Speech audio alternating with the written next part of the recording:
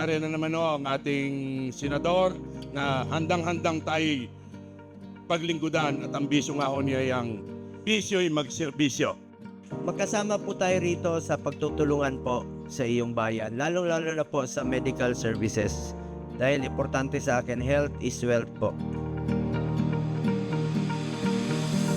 Kompleto po ng gamit yan na sinigurado po ng ating senador po na may gamit po yung ating mga health centers.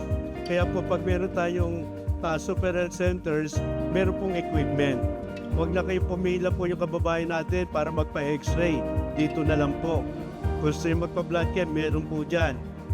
At hindi na po kayo pipila na napakarami.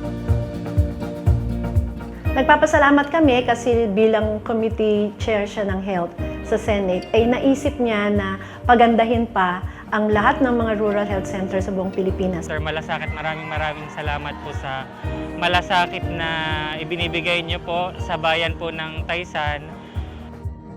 Pati na rin po sa buong sambayan ng Pilipino po. Ako po, nung pumunta minsan sa opisina niya, dito ko po naranasang hinarap ako ng senador.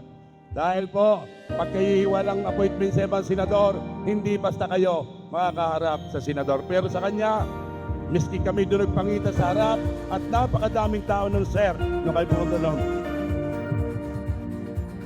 Kaya ho, ako'y hindi na yan magsabi sa kanya ng mga programa na gustong-gusto kong maganap sa Taysan.